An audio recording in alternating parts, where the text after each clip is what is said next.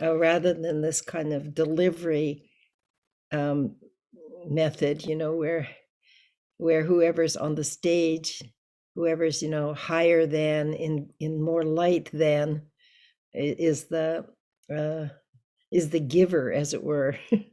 And those of us sitting in the dark are the receivers. That has some validity in some cases, but is not always a useful metaphor, particularly in what systems thinking, and the fact, or interdependency, that we're all creating the society that we live in.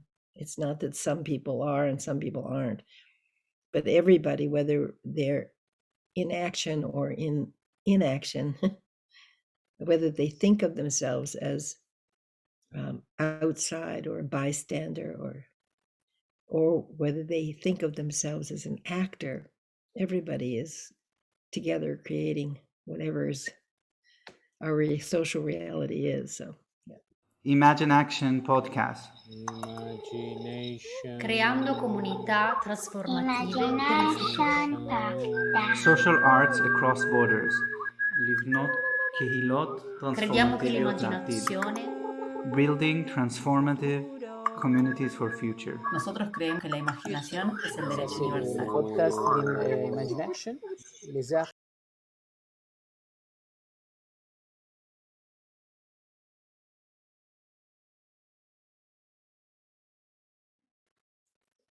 Several entry points, probably. The first is dance and movement, and that has been with me for my whole life, practically. I started dance lessons as a child when I was about 5, I think, and that's gone on here for 70 years. So that training in movement and in dance, both formal training in both Western dance and in Japanese court dance, as well as living into improvisation. Both of these are in my journey. And they seem opposite, very formal. Japanese court dance hasn't really changed, since about the 900s. Many, many generations and generations of people have passed this along, and it hasn't really changed that much. And yet, every time you perform those dances, you've never performed them before in that way, in this context, in this moment, with these people. So there's still this invitation to be in this very moment as this gesture emerges. And seemingly the opposite side of that is just making things up, which I've had a long history of doing with people in groups, of making dances that are improvised, not just with dancers, but with musicians and poets and visual artists. And likewise, this requires attending in a particular way. I don't think it requires any talent, and I don't think it requires any special attractiveness or special genius in terms of our art practices, but it does grow out of, or the quality of the expression grows out of, how we attend to this very moment as a collective, as a social body, as a social field of awareness. So dance is one entry point. And touching on this awareness, the second entry point would be meditation, that I started practicing and studying meditation in the 1970s. And that those practices of how to attend to this very moment, both the mindfulness that practice and a larger sense of open awareness, that is the basis of the work that we're doing today. That those qualities or those abilities to be both present and grounded in terms of mindfulness, to the detailed unfolding moment to moment to moment of experience is a necessary ingredient in the work we're doing today. And likewise, holding an open sense of spacious mind and open sense perceptions would be the second kind of ingredient here. And these come, I learned these through a meditation practice. And maybe the third entry point is, again, going back now to the 1960s and early 70s, and working in communities, in schools, around issues of racism, and issues of kind of learning what it is to learn, and kind of applying what we were doing to social issues. That became the second kind of entry point, realizing that the arts, the social arts, and particularly what we were doing, it could provide a ground for skillful action, for compassionate action, for healing, that was almost accidental. It's not exactly how we got what the motivation was exactly, but it was just recognizing the creativity and group creativity, collective creativity is just joyful. The people love doing it. It's has its ups and downs, but it's just one of those things that's so nourishing at its root. And so I think those were entry points, Uri.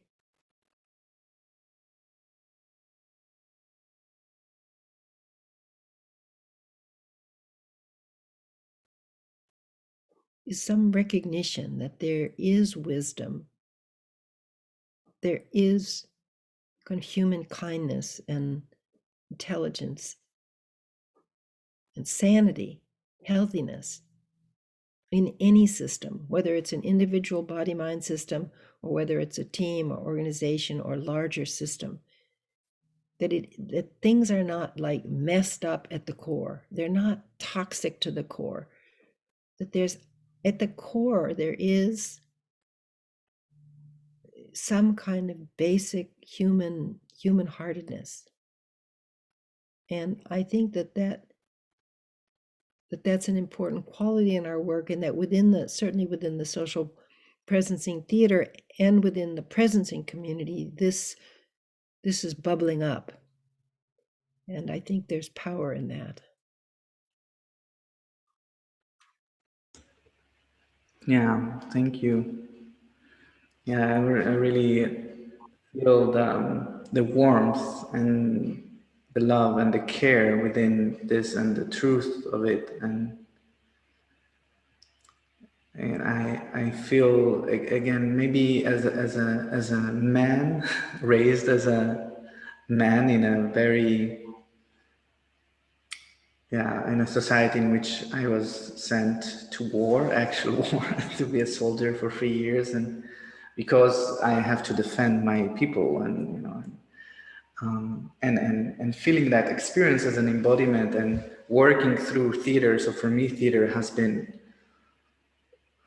maybe the therapist that I didn't take after the army, and continues to be.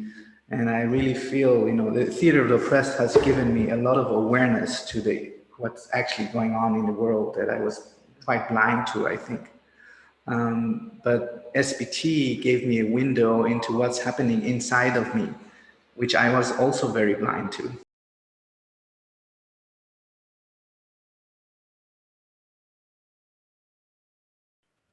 one of the challenges would be just holding to the integrity of the source of the work, which we've already talked about, and that it isn't just a methodology, but it's a certain kind of way of looking at life, and it is based upon this awareness background. It comes from a meditation background, and even though it can be relevant in a therapeutic sense, or in a political sense, or in a leadership development sense, the basis of it is always within this awareness, mindfulness and awareness basis. And sometimes it can lose that. The emphasis can be on the technique, on the steps, on the method, on getting a result, and it loses its basic meditative and its basic artistic footing or grounding. So that, how do we support the community of users, many of whom I have no idea who they are? How do we support this aspect of their work, the creative, artistic, and contemplative aspect of the work? Since it's housed within Presencing Institute, and presencing work is awareness-based systems change, that in itself is a gift. That's a little grounding, because it has a home within a community of change makers who are certainly introduced this importance of mindfulness awareness, and in many cases have quite developed practices. So I would say that that's a gift. And a challenge would be how do we support others who would like to use the method, but are in a context where they feel that some of the simplicity and some of the awareness-based aspects of it wouldn't fit into the cultural context. Like, how does that work for people? That's a challenge. I think I'm not a researcher. I'm, trained as a dancer and I make dances. And yet Presencing Institute is a research, it does do action research. So I would say another challenge is that there are many learnings from dozens of people, more than that, probably hundreds of people that are learning things about systems change through using social presencing theater. But we don't actually have or haven't found a suitable yet sort of way of, like, say, capturing that learning and then being able to share that in a broader sense. There's something about the feedback loop of doing and then having reflection back from you, from not only from people that are actually applying it, but more specifically from their context, their client context, let's say. I'm not using client necessarily as a paid client, but how is it benefiting people, the social presencing theater? How is it changing your team? How is it actually affecting your organization, or how is it bringing together this food co-op or this community gathering? What's actually happening, and somehow collecting those stories, or those methods even, and how to assess that. That would be something that we're probably just at the beginning stages of doing this. Oda, you mentioned language, that we are trying to develop some kind of language for a basically non-verbal art form that can support. So I would say that that's a challenge, and maybe a challenge is, I would say, just because of our situation now where everything is online, one of our current challenges, which you may know, is developing a good online method for 4D mapping, for mapping systems. And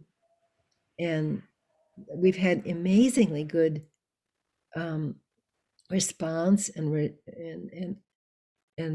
reflection and results from doing many of our practices online. This was a real surprise to me when we started this, that there could be so much feeling and depth and feeling of connection and social field cultivation in online practice. But we've been really delighted by that, by having to simplify everything to what works online. But there are challenges also of how to do this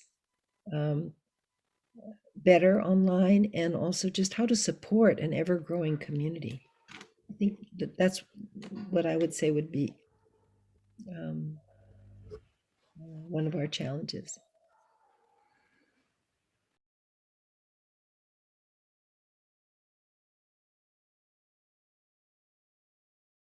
So it's what comes to my mind, Uri, is two things. One having to do with teachers,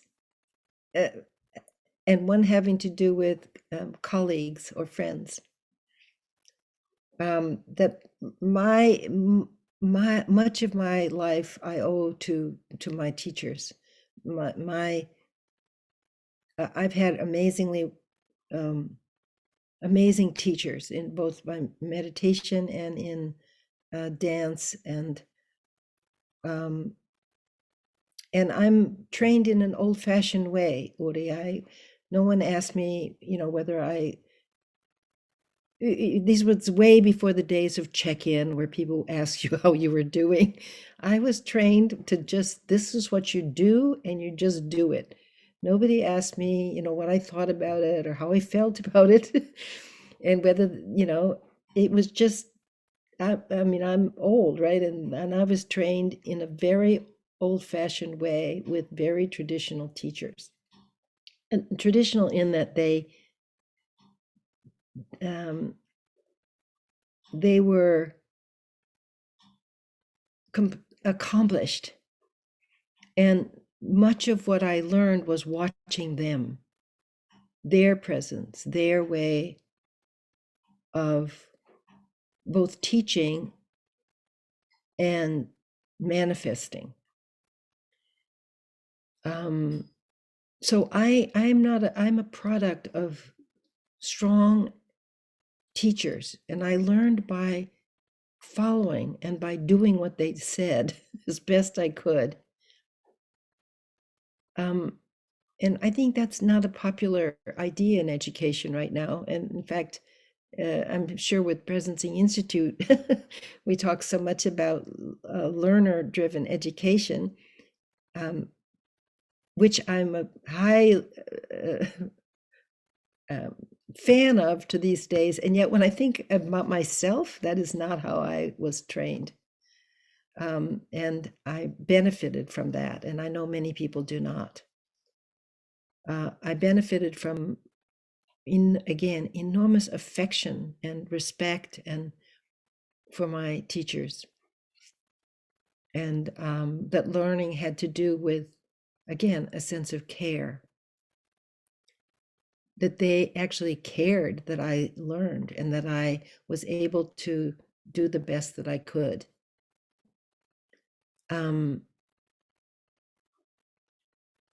So that would be the first thing, is from my own experience, it had to do with actually training and commitment to training, whether I liked it or not, whether it was going well or not. It wasn't something that you tried out, either meditation or these dance forms, and then when you just didn't like them or when you didn't have time, you just didn't do them. It wasn't like that. It was a commitment to do it. And that basically that commitment was based on the fact that this was a way in which I could manifest as a genuine human being. And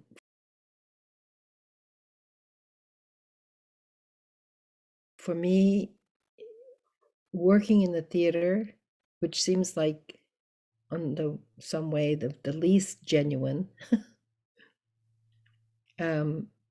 was how I could connect with what I actually had to bring to this world. And that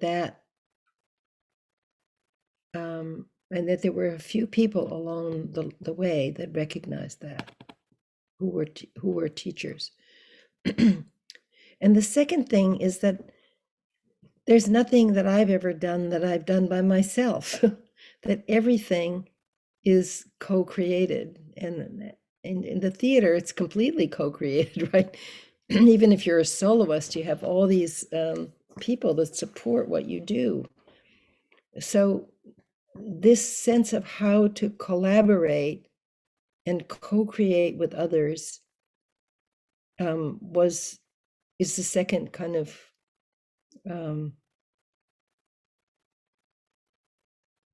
that's not advice exactly, but to learn how to do that, to how to keep with the highest sense of, let's say, performance or product or whatever it is you're trying to make, and do that collectively.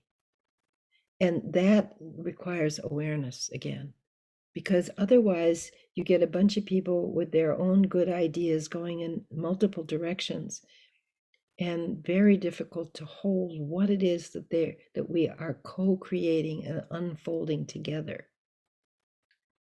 So I think that's a skill which is never ending. Like, I certainly am not an expert at this, but it has been an ongoing practice field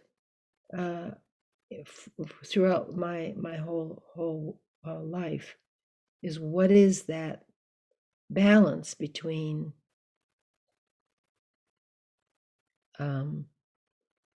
kind of excellence and holding to a vision of what is possible, and how to do that collectively so that everyone finds a place. And it's just the perfect place for them. There's not a lot of, I should be in a different place, and why is that person in this place? I'm dissatisfied with my place. But that collectively everybody finds their place, their part of the social body, of the social system. And so that the sort of composition shines with intelligence and beauty and courage.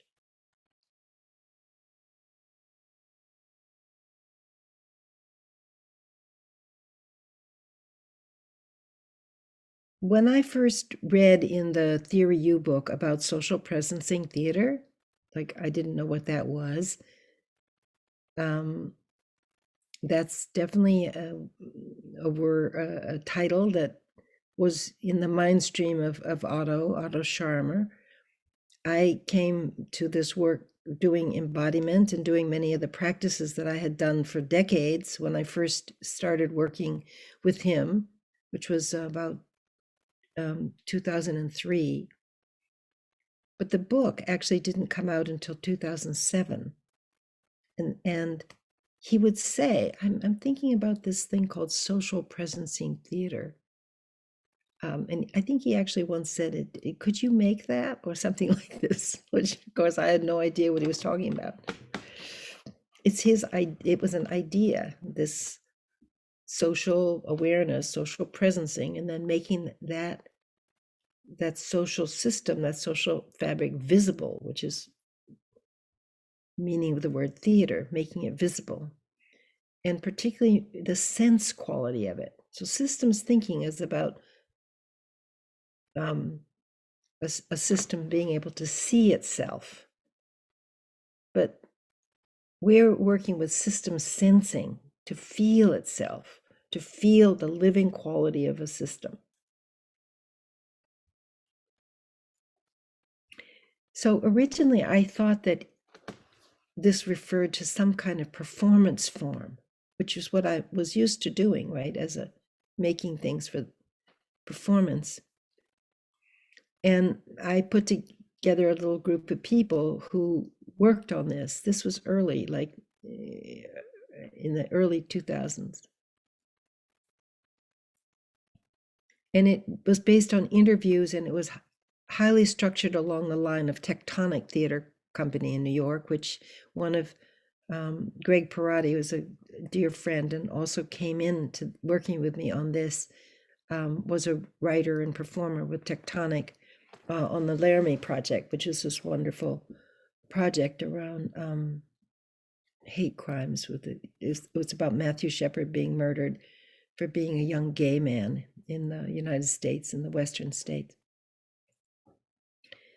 And this theater is made on an interview method where you interview extensively and then use the interview material to create performance. So this is what I thought social presencing theater was in the beginning. And we made several of these little theater events, which were 15, 20-minute performances, sometimes made by our little team, but sometimes made by other people. For instance, I did one for in a medical school with doctors and interns and staff people. And we made one with people with developmental disabilities in New York City, young people in transition that had cognitive disabilities. So they were in the performance, and we made it with them and their support workers. And these performances, which are short, right, maybe 15 to 20 minutes, made relatively quickly, triggered a community conversation. In the case of the New York City project, which was with, it triggered a conversation for first the agencies in New York City. So these are people that work in agencies that work with this population. And then we did one on the state level, where actually the head of the Department of Health person in charge of this community was in the room. So it triggers a conversation, and then we would end up with what we call a commitment to action ceremony. So for instance, in this case, in the performance was divided into red and green, which was a way that this population could understand things that work for them were green lights and growing grass, and things that didn't work were stop signs and red tape. And this was an easy way of structuring an experience for everybody. And when we got to the agencies, we did the same thing. I worked with my wonderful colleague, Beth Mount, and she made green flowers and plants on Post-its and red stop signs. And the general sense from these agencies was, we don't have funding, we're under horrible pressures of regulations, and everything is terrible, and there's we can't do this, we can't do that. This was where they started. But during these we used World Cafe structure. During these conversations, it turns out that they, at the end, for the commitment ceremony, we had clotheslines up, and then they clipped their red stop signs and their green. They had 3 sizes of green plants. One was bigger, one was a little smaller, and one was very small. Like one was a seed, a crystallization, little seed. One was a little bit more developed, and one was a larger, something that's already going on, an initiative or a project. And they had so many more green ones than they had red stop signs. And they kind of couldn't believe it, because they thought, no, that's not right. We have all these stop signs. But it turned out that the stop signs were much smaller than the whole array of creative and kind of new ideas and projects that were already underway. So this would have been a social presencing theater event. The making of it, the performance, the conversation, and then this little ceremony at the end. And we did several of these. And what I thought was that these events could be models for other, we could take this out of, for instance, the New York City system and use it in Chicago, or use it in, Florence or somewhere. We could use the model in different ways. And that then, we moved in a different direction with social presencing theater, as you know, where it's mostly with small teams and in organizations and facilitated structured practices that help those organizations. But if I could dream into a future possibility, it would be somewhat going back into this mode of how we could scale a little bit into film, or into these kinds of performances that could attract more people that are not that interested in actually doing an exercise, a social presencing theater exercise, but the spirit of it in terms of changing from a sculpture 1, where we are, to a potential sculpture 2, which is where a seed of a future, some direction that we could head in, where that would be experienced by a larger group of people. That's what we are calling social art. We've done, I know that social art is the topic here, and many people are doing things in this area. We've done a couple recently in the Yucatan Peninsula with the young Mayan community. So it's just making visible that culture and that voice, their voices. And performances in that case were just done in the town square, followed by whoever was there just could get together after and talk about their experience. So I envision that this would be something that many of us are drawn to, and maybe makes a little bit more of a connection to theater in the traditional way we think of theater. And there are large gaps in our ethnic populations on the globe that are missing. And the theater has always been a place where many people can participate. And so I unfortunately have never studied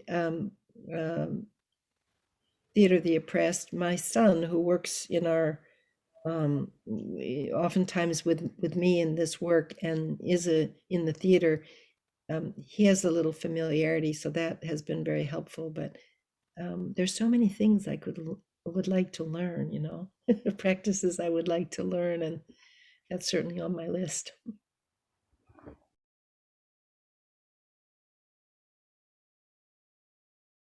There's so many new people that I don't know very well, people that maybe came to a class 8 years ago, and